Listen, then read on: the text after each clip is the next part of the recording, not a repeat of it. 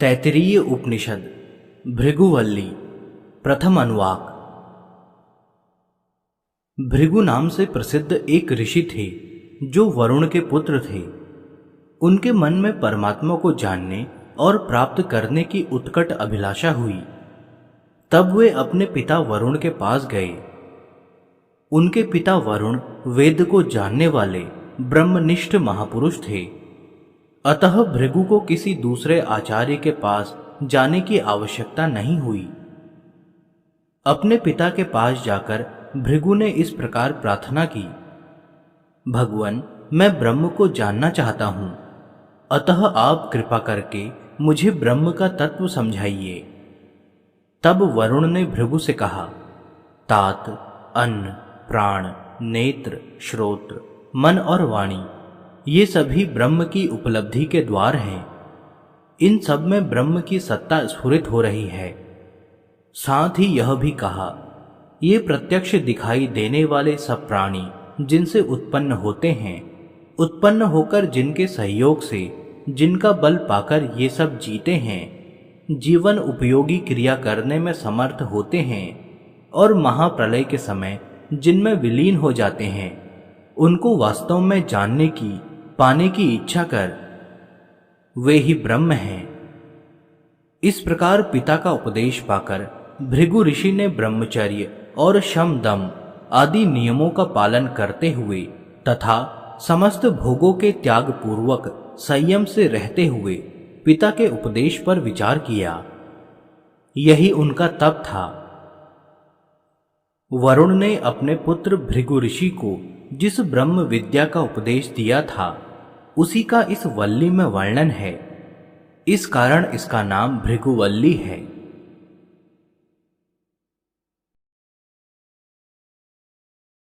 तैत्तिरीय उपनिषद भृगुवल्ली द्वितीय अनुवाक।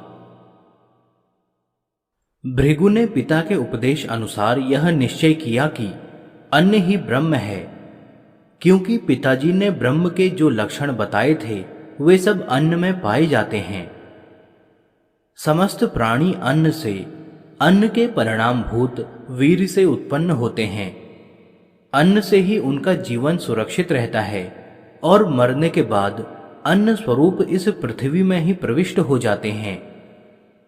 इस प्रकार निश्चय करके वे पुनः अपने पिता वरुण के पास आए। आकर अपने निश्चय के अनुसार उन्होंने सब बातें कही। पिता ने कोई उत्तर नहीं दिया। उन्होंने सोचा, इसने अभी ब्रह्म के स्थूल रूप को ही समझा है, वास्तविक रूप तक इसकी बुद्धि नहीं गई, अतः इसे तपस्या करके अभी और विचार करने की आवश्यकता है।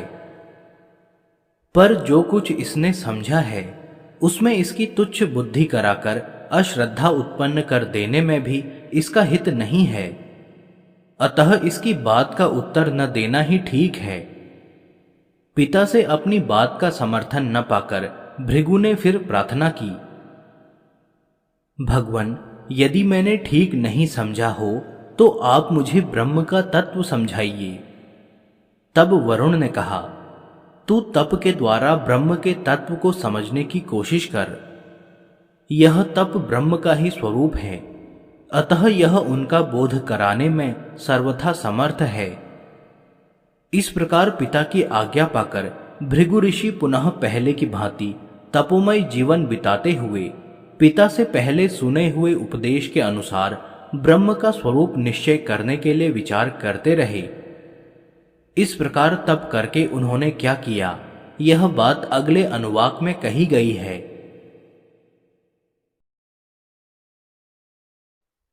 तैत्तिरीय उपनिषद भृगुवल्ली तृतीय अनुवाक। भृगु ने पिता के उपदेश अनुसार तप के द्वारा यह निश्चय किया कि प्राण ही ब्रह्म है।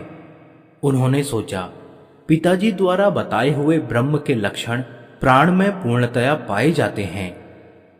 समस्त प्राणी प्राण से उत्पन्न होते हैं, अर्थात एक जीवित प्राणी से उसी के सदृश दूसरा प्राणी उत्पन्न होता हुआ प्रत्यक्ष देखा जाता है, तथा सभी प्राण से ही जीते हैं।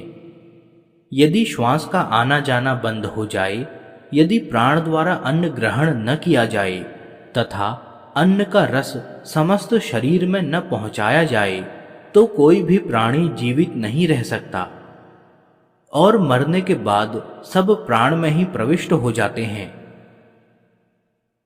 यह प्रत्यक्ष देखा जाता है कि मृत शरीर में प्राण नहीं रहते, अतः निःसंदेह प्राण ही ब्रह्म है। यह निश्चय करके वे पुनः अपने पिता वरुण के पास गए। पहले की भांति अपने निश्चय के अनुसार उन्होंने पुनः पिता से अपना अनुभव निवेदन किया। पिता ने फिर भी कोई उत्तर नहीं दिया। उन्होंने सोचा कि यह पहले की अपेक्षा तो कुछ सूक्ष्मता में पहुंचा है, परंतु अभी बहुत कुछ समझना शेष है, अतः उत्तर न देने से अपने आप इसकी जिज्ञासा में बल आएगा, अतः उत्तर न देना ही ठीक है। पिताजी से अपनी बात का समर्थन न पाकर भृगु ने फिर उनसे प्रार्थना की, भगवान, यदि अब भी मैंने ठीक न समझा हो तो आप ही कृपा करके मुझे ब्रह्म का तत्व समझाइए। तब वरुण ने पुनः वही बात कही, तू तप के द्वारा ब्रह्म को जानने की चेष्टा कर, यह तप ही ब्रह्म है, अर्थात ब्रह्म के तत्व को जानने का प्रधान साधन है। इस प्रकार पिताजी की आज्ञा पाकर भृगु ऋषि फिर उसी प्रकार तपस्या करते हुए पिता के उपदेश पर विचार करते रहे। तपस्या करके उन्होंने क्या किया, यह अगले अनुवाक में बताया गया है।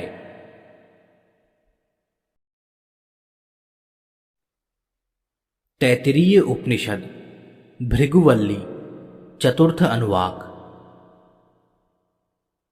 इस बार भृगु ने पिता के उपदेश अनुसार यह निश्चय किया कि मन ही ब्रह्म है, क्योंकि उन्होंने सोचा पिताजी के बताए हुए ब्रह्म के सारे लक्षण मन में पाए जाते हैं। मन से सब प्राणी उत्पन्न होते हैं। स्त्री और पुरुष के मानसिक प्रेमपूर्ण संबंध से ही प्राणी बीज रूप से माता के गर्भ में आकर उत्पन्न होते हैं। उत्पन्न होकर मन से ही इंद्रियों द्वारा समस्त जीवन उपयोगी वस्तुओं का उपभोग करके जीवित रहते हैं और मरने के बाद मन में ही प्रविष्ट हो जाते हैं। मरने के बाद इस शरीर में प्राण और इंद्रियां नहीं रहती, इसलिए मन ही ब्रह्म है। इस प्रकार निश्चय करके वे पुनः पहले की भांति अपने पिता वरुण के पास गए और अपने अनुभव की बात पिताजी को सुनाई। इस बार भी पिता से कोई उत्तर नहीं मिला। पिता ने सोचा कि यह पहले की अपेक्षा तो गहराई में उतरा है, परंतु अभी इसे और भी तपस्या करनी चाहिए, अतः उत्तर न देना ही ठीक है। पिता से अपनी बात का उत्तर न पाकर भृगु ने पुनः पहले की भांति प्रार्थना की, भगवान, यदि मैंने ठीक न समझा हो तो कृपा आप ही मुझे ब्रह्म का तत्व समझाइए। तब वरुण ने पुनः वही उत्तर दिया, तू तप के द्वारा ब्रह्म के तत्व को जानने की इच्छा कर, अर्थात तपस्या करते हुए मेरे उपदेश पर पुनः विचार कर। यह तपरूप साधन ही ब्रह्म है।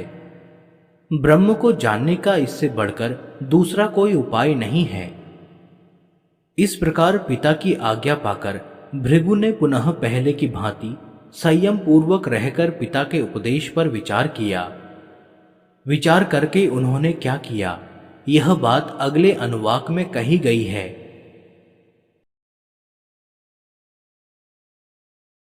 तैत्तिरीय उपनिषद भृगुवल्ली पंचम अनुवाक। इस बार उन्होंने पिता के उपदेश अनुसार यह निश्चय किया कि यह विज्ञान स्वरूप चेतन जीवात्मा ही ब्रह्म है, क्योंकि उन्होंने सोचा पिताजी ने जो ब्रह्म के लक्षण बताए थे वे सब के सब पूर्णतया इसमें पाए जाते हैं। ये समस्त प्राणी जीवात्मा से ही उत्पन्न होते हैं। सजीव चेतन प्राणियों से ही प्राणियों की उत्पत्ति प्रत्यक्ष देखी जाती है। उत्पन्न होकर इस विज्ञान स्वरूप जीवात्मा से ही जीते हैं। यदि जीवात्मा न रहे तो ये मन, इंद्रियां, प्राण आदि कोई भी नहीं रह सकते और कोई भी अपना अपना काम नहीं कर सकते तथा मरने के बाद ये मन आदि सब जीवात्मा में ही प्रविष्ट हो जाते हैं। जीव के निकल जाने पर मृत शरीर में ये सब देखने में नहीं आते। अतः विज्ञान स्वरूप जीवात्मा ही ब्रह्म है। यह निश्चय करके वे पहले की भांति अपने पिता वरुण के पास आई। आकर अपने निश्चित अनुभव की बात पिताजी को सुनाई। इस बार भी पिताजी ने कोई उत्तर नहीं दिया। पिता ने सोचा, इस बार यह बहुत कुछ ब्रह्म के निकट आ गया है। इसका विचार स्थूल और सूक्ष्म दोनों प्रकार के जड़ तत्वों से ऊपर उठकर चेतन जीवात्मा तक तो पहुंच गया है, परंतु ब्रह्म का स्वरूप तो इससे भी विलक्षण है। वे तो नित्य आनंद स्वरूप एक अद्वितीय परमात्मा है। इसे अभी और तपस्या करने की आवश्यकता है, अतः उत्तर न देना ही ठीक है। इस प्रकार बार बार पिताजी से कोई उत्तर न मिलने पर भी भृगु हतोत्साह या निराश नहीं हुए। उन्होंने पहले की भांति पुनः पिताजी से वही प्रार्थना की, भगवान, यदि मैंने ठीक न समझा हो तो आप मुझे ब्रह्म का रहस्य बतलाइए। तब वरुण ने पुनः वही उत्तर दिया, तू तप के द्वारा ही ब्रह्म के तत्व को जानने की इच्छा कर, अर्थात तपस्या पूर्वक उसका पूर्व कथन अनुसार विचार कर, तप ही ब्रह्म है। इस प्रकार पिताजी की आज्ञा पाकर भृगु ने पुनः पहले की भांति संयम पूर्वक रहते हुए पिता के उपदेश पर विचार किया। विचार करके उन्होंने क्या किया यह आगे बताया गया है।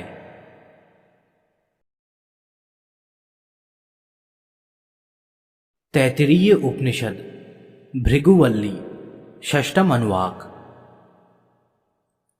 इस बार भृगु ने पिता के उपदेश पर गहरा विचार करके यह निश्चय किया कि आनंद ही ब्रह्म है।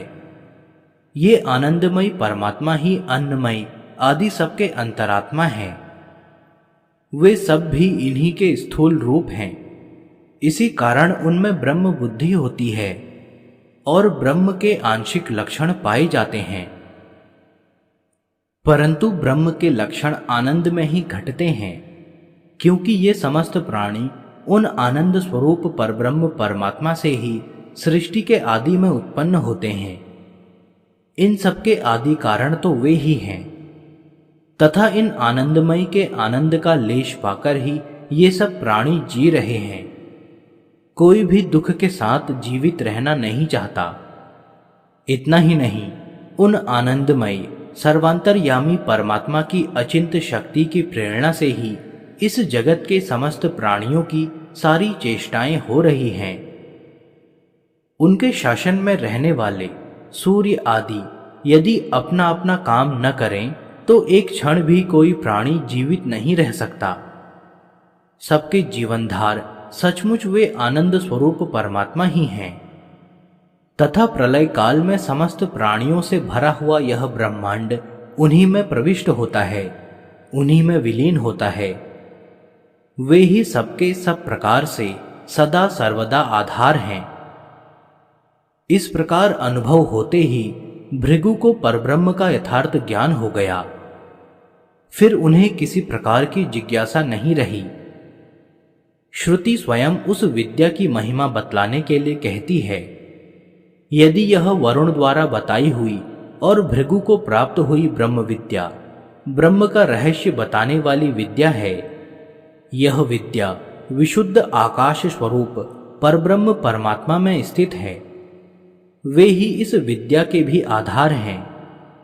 जो कोई मनुष्य भृगु की भांति तपस्या पूर्वक इस पर विचार करके परमानंद स्वरूप परब्रह्म परमात्मा को जान लेता है, वह भी उन विशुद्ध परमानंद स्वरूप परमात्मा में स्थित हो जाता है। इस प्रकार इस विद्या का वास्तविक फल बताकर मनुष्यों को उस साधन की ओर लगाने के लिए उपर्युक्त प्रकार से अन्न, प्राण आदि समस्त तत्वों के रहस्य विज्ञान पूर्वक ब्रह्म को जानने वाले ज्ञानी के शरीर और अंतःकरण में जो स्वाभाविक विलक्षण शक्तियां उत्पन्न हो जाती हैं, उनको भी श्रुति बतलाती है। वह अन्नवान अर्थात नाना प्रकार के जीवन उपयोगी भोगों से संपन्न हो जाता है और उन सबको सेवन करने की सामर्थ्य भी उसमें आ जाती है, अर्थात उसके मन, इंद्रियां और शरीर सर्वथा निर्विकार और निरोग हो जाते हैं। इतना ही नहीं, वह संतान से, पशुओं से, ब्रह्म तेज से और बड़ी भारी कीर्ति से समृद्ध होकर जगत में सर्वश्रेष्ठ समझा जाता है।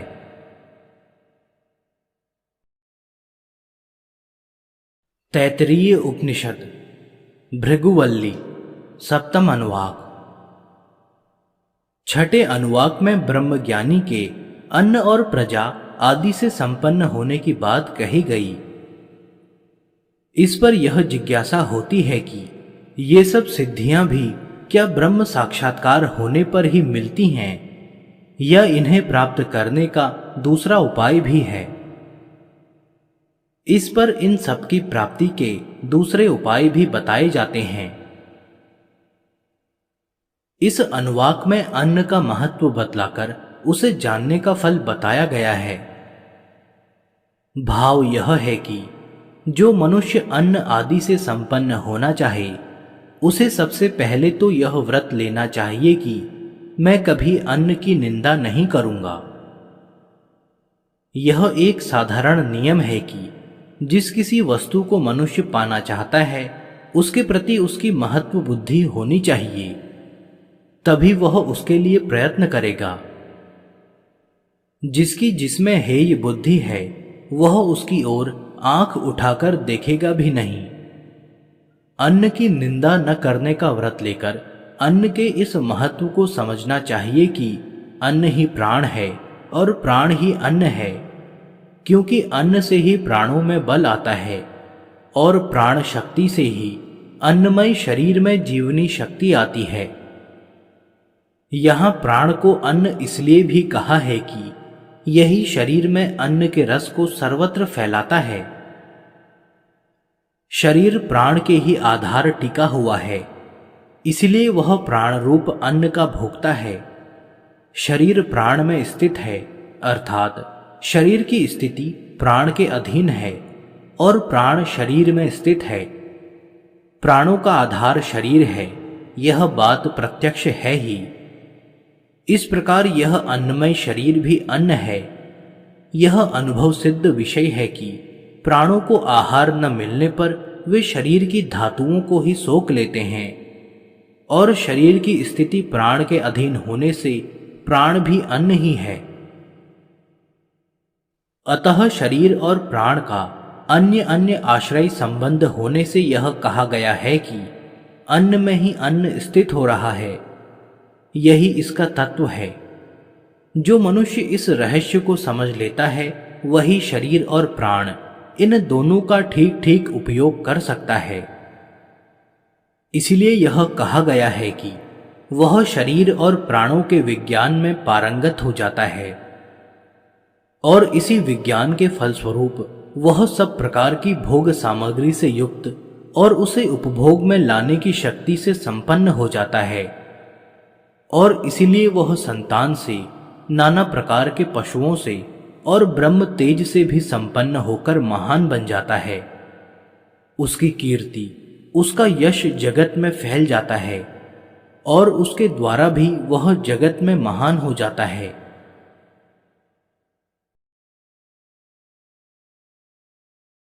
तैत्तिरीय उपनिषद भृगुवल्ली अष्टम अनुवाक। इस अनुवाक में जल और ज्योति दोनों को अन्न रूप बताकर उन्हें जानने का फल बतलाया है। भाव यह है कि जिस मनुष्य की अन्न आदि से संपन्न होने की इच्छा हो, उसे यह नियम ले लेना चाहिए कि मैं कभी अन्न की अवहेलना नहीं करूंगा, अर्थात अन्न का उल्लंघन, दुरुपयोग और परित्याग नहीं करूंगा एवं उसे जूठा नहीं छोड़ूंगा। यह साधारण नियम है कि जो जिस वस्तु का अनादर करता है, उसके प्रति उपेक्षा बुद्धि रखता है, वह वस्तु उसका कभी वर्ण नहीं करती। किसी भी वस्तु को प्राप्त करने के लिए उसके प्रति आदर बुद्धि रखना परम आवश्यक है। जिसकी जिसमें आदर बुद्धि नहीं है वह उसे पाने की इच्छा अथवा चेष्टा क्यों करेगा। इस प्रकार अन्न की अवहेलना न करने का व्रत लेकर फिर अन्न के इस तत्व को समझना चाहिए कि जल ही अन्न है, क्योंकि सब प्रकार के अन्न अर्थात खाद्य वस्तुएं जल से ही उत्पन्न होती हैं और ज्योति अर्थात तेज ही इस जल रूप अन्न को भक्षण करने वाला है। जिस प्रकार अग्नि एवं सूर्य रश्मियां आदि बाहर के जल का शोषण करती हैं, उसी प्रकार शरीर में रहने वाली जठराग्नि शरीर में जाने वाले जलीय तत्वों का शोषण करती हैं। जल में ज्योति प्रतिष्ठित है। यद्यपि जल स्वभावतः ठंडा है, अतएव उसमें उष्ण ज्योति कैसे स्थित है यह बात समझ में नहीं आती। तथापि शास्त्रों में यह माना गया है कि समुद्र में वडवानल रहता है तथा आजकल के वैज्ञानिक भी जल से बिजली तत्व को निकालते हैं। इससे यह बात सिद्ध होती है कि जल में तेज स्थित है। इसी प्रकार तेज में जल स्थित है, यह तो प्रत्यक्ष देखने में आता ही है, क्योंकि सूर्य की प्रखर किरणों में स्थित जल ही हम लोगों के सामने वृष्टि के रूप में प्रत्यक्ष होता है। इस प्रकार ये जल और तेज अन्य अन्य आश्रित होने के कारण समस्त अन्न रूप खाद्य पदार्थों के कारण हैं, अतः ये ही उनके रूप में परिणत होते हैं, इसलिए दोनों अन्न ही हैं।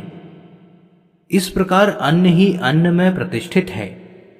जो मनुष्य इस तत्व को समझ लेता है वह इन दोनों के विज्ञान में प्रतिष्ठित अर्थात सिद्ध हो जाता है, क्योंकि वही इन दोनों का ठीक उपयोग कर सकता है और इसी के फलस्वरूप वह अन्न से अर्थात सब प्रकार की भोग सामग्री से संपन्न और उन सबको यथायोग्य उपभोग में लाने की सामर्थ्य से युक्त हो जाता है और इसलिए वह संतान से, नाना प्रकार के पशुओं से और ब्रह्म तेज से संपन्न हो महान हो जाता है। इतना ही नहीं, इस समृद्धि के कारण उसका यश सर्वत्र फैल जाता है।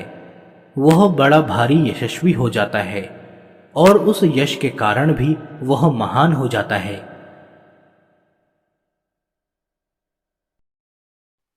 तैत्तिरीय उपनिषद भृगुवल्ली नवम अनुवाक। इस अनुवाक में पृथ्वी और आकाश दोनों को अन्न रूप बताकर उनके तत्व को जानने का फल बताया गया है। भाव यह है कि जिस मनुष्य को अन्न आदि से समृद्ध होने की इच्छा हो, उसे पहले तो यह व्रत लेना चाहिए। यह दृढ़ संकल्प करना चाहिए कि मैं अन्न को खूब बढ़ाऊंगा। किसी वस्तु का अभ्युदय, उसका विस्तार चाहना ही उसे आकर्षित करने का सबसे श्रेष्ठ उपाय है। जो जिस वस्तु को क्षीर्ण करने पर तुला हुआ है, वह वस्तु उसे कदापि नहीं मिल सकती और मिलने पर टिकेगी नहीं। इसके बाद अन्न के इस तत्व को समझना चाहिए कि पृथ्वी ही अन्न है। जितने भी अन्न हैं वे सब पृथ्वी से ही उत्पन्न होते हैं और पृथ्वी को अपने में विलीन कर लेने वाला इसका आधारभूत आकाश ही अन्नाद अर्थात इस अन्न का भोक्ता है। पृथ्वी में आकाश स्थित है क्योंकि वह सर्वव्यापी है और आकाश में पृथ्वी स्थित है। यह बात प्रत्यक्ष सिद्ध है। ये दोनों ही एक दूसरे के आधार होने के कारण अन्न स्वरूप हैं। 5 भूतों में आकाश पहला तत्व है और पृथ्वी अंतिम तत्व है। बीच के तीनों तत्व इन्हीं के अंतर्गत हैं। समस्त भोग्य पदार्थ रूप अन्न इन 5 महाभूतों के ही कार्य हैं, अतः ये ही अन्न के रूप में स्थित हैं। इसलिए अन्न में ही अन्न प्रतिष्ठित है। जो मनुष्य इस बात को तत्व से जानता है कि पृथ्वी रूप अन्न में आकाश रूप अन्न और आकाश रूप अन्न में पृथ्वी रूप अन्न प्रतिष्ठित है, वही संपूर्ण भूतों का यथायोग्य उपयोग कर सकता है और इसीलिए वह इस विषय में सिद्ध हो जाता है। इसी विज्ञान के फलस्वरूप वह अन्न से अर्थात सब प्रकार के भोग्य पदार्थों से और उनको उपभोग में लाने की शक्ति से संपन्न हो जाता है, और इसीलिए वह संतान से, नाना प्रकार के पशुओं से और विद्या के तेज से समृद्ध हो महान बन जाता है। उसका यश समस्त जगत में फैल जाता है, अतः वह यश के द्वारा भी महान हो जाता है।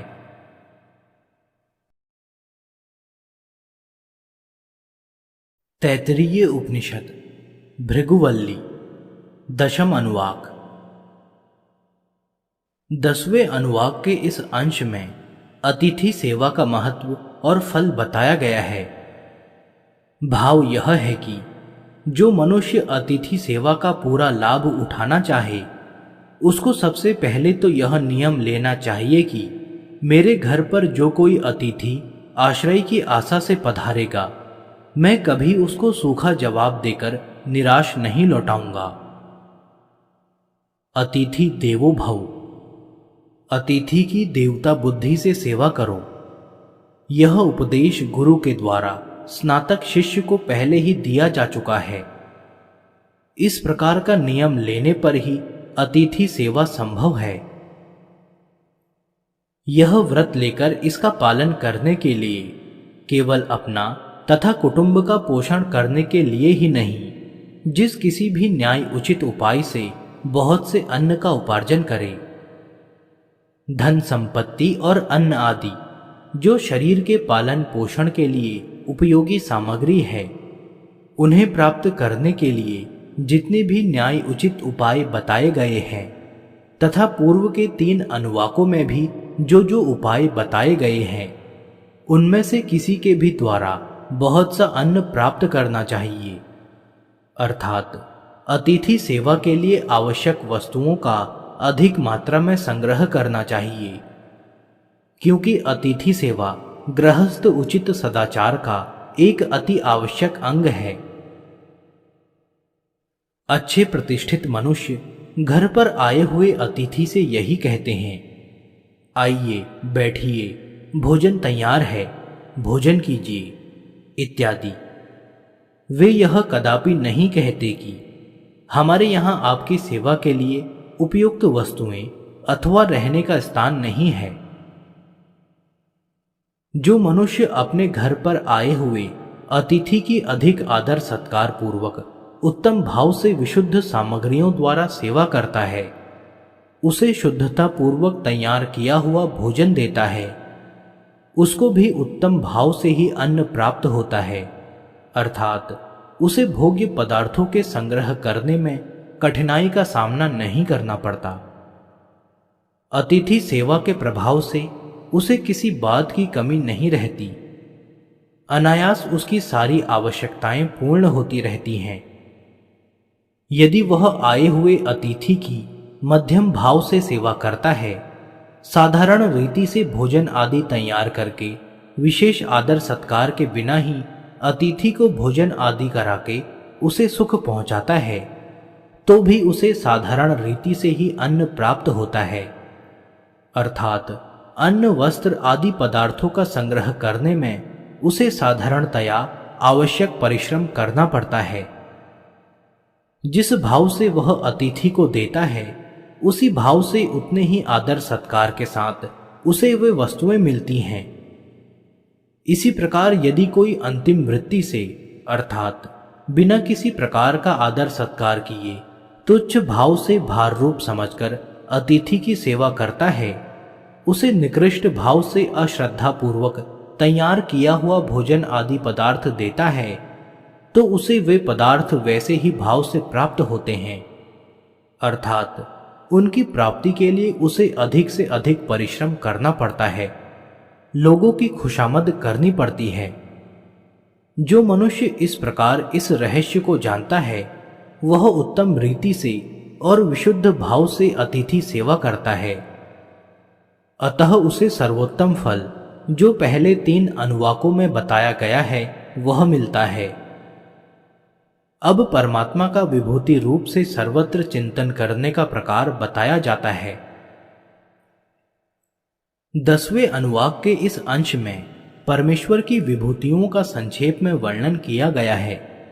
भाव यह है कि सत्य रूप वाणी में आशीर्वाद आदि के द्वारा जो रक्षा करने की शक्ति प्रतीत होती है, उसके रूप में वहां परमात्मा की ही स्थिति है। प्राण और अपान में जो जीवन उपयोगी वस्तुओं को आकर्षण करने की और जीवन रक्षा की शक्ति है, वह भी परमात्मा का ही अंश है। इसी प्रकार हाथों में काम करने की शक्ति, पैरों में चलने की शक्ति और गुदा में मल त्याग करने की शक्ति भी परमात्मा की ही है। ये सब शक्तियां उन परमेश्वर की शक्ति का ही एक अंश हैं। यह देखकर मनुष्य को परमेश्वर की सत्ता पर विश्वास करना चाहिए। यह मानुषी समझ बताई गई है, अर्थात मनुष्य के शरीर में प्रतीत होने वाली परमात्मा की शक्तियों का संक्षेप में दिग्दर्शन कराया गया है। इसी को आध्यात्मिक अर्थात शरीर संबंधी उपासना भी कह सकते हैं। इसी प्रकार दैवी पदार्थों में अभिव्यक्त होने वाली शक्तियों का वर्णन करते हैं। यह दैवी अथवा आधिदैविक उपासना है।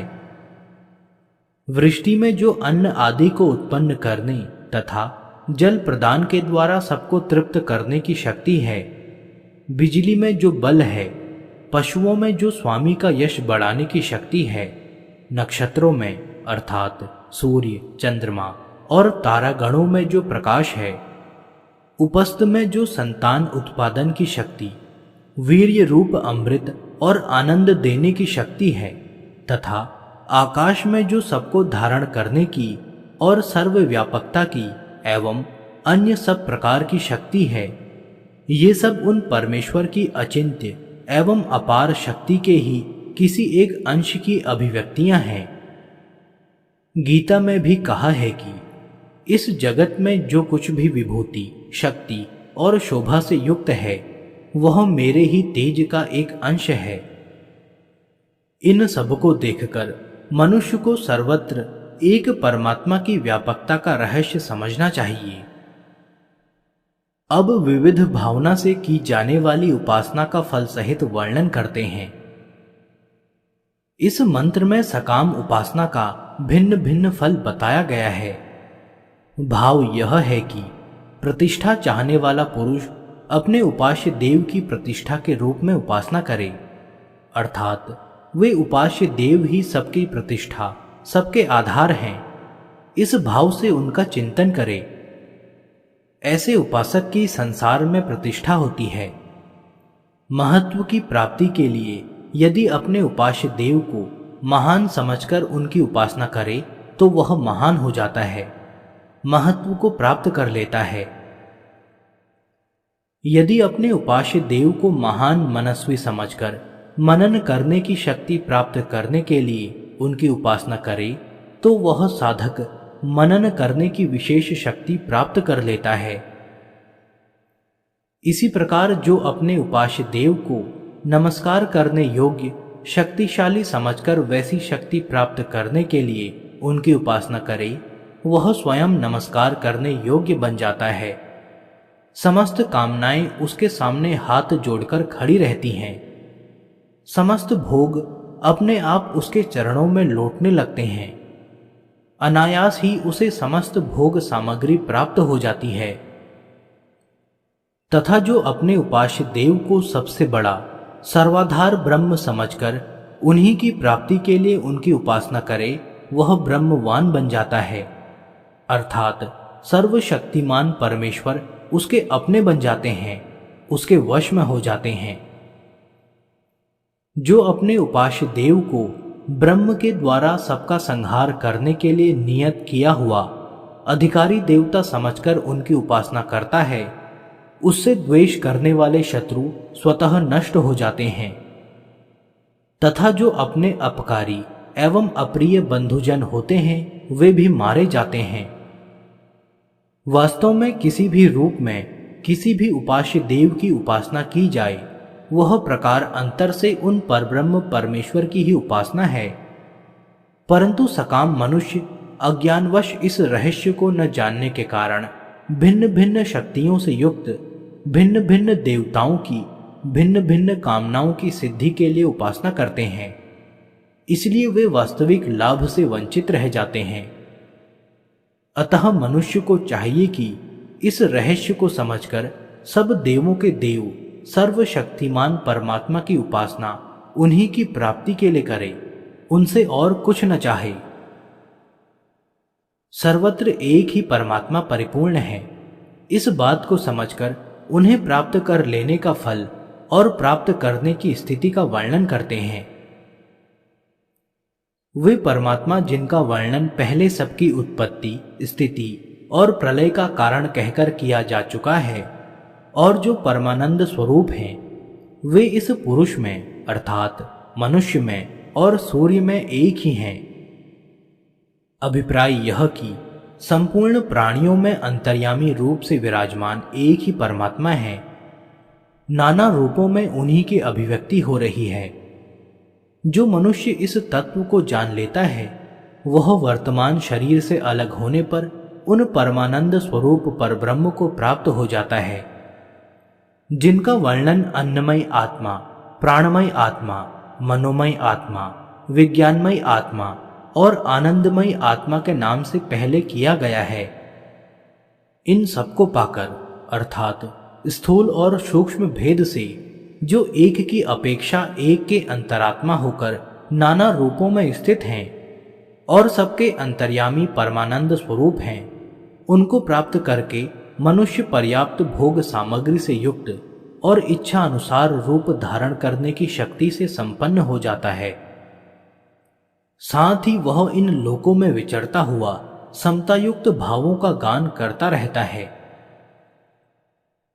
उसके आनंद मग्न मन में जो समता और सर्वरूपता के भाव उठा करते हैं, उनका वर्णन करते हैं।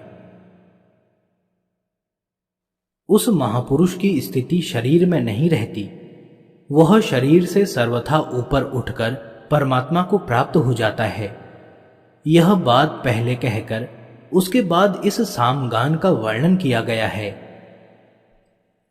इससे यह प्रकट होता है कि परमात्मा के साथ एकता की प्राप्ति कर लेने वाले महापुरुष के ये पावन उद्गार उसके विशुद्ध अंतःकरण से निकले हैं और उसकी अलौकिक महिमा सूचित करते हैं। हाउ पद आश्चर्य बोधक अव्यय है। वह महापुरुष कहता है, बड़े आश्चर्य की बात है, ये संपूर्ण भोग वस्तुएं, इनको भोगने वाला जीवात्मा और इन दोनों का संयोग कराने वाला परमेश्वर एक मैं ही हूं।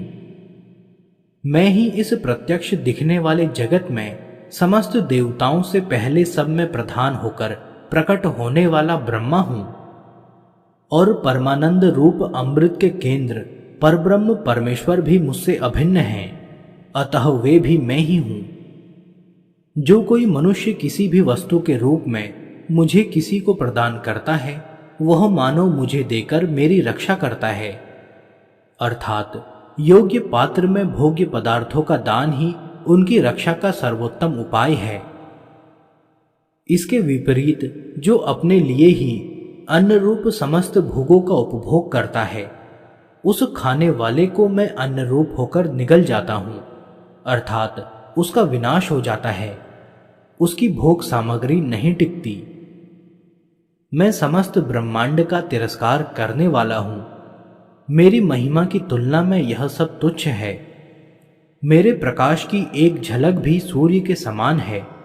अर्थात जगत में जितने भी प्रकाशयुक्त पदार्थ हैं, वे सब मेरे ही तेज के अंश हैं। जो कोई इस प्रकार परमात्मा के तत्व को जानता है, वह भी इसी स्थिति को प्राप्त कर लेता है। उपर्युक्त कथन परमात्मा में एक ही भाव से स्थित होकर परमात्मा की दृष्टि से है, यह समझना चाहिए।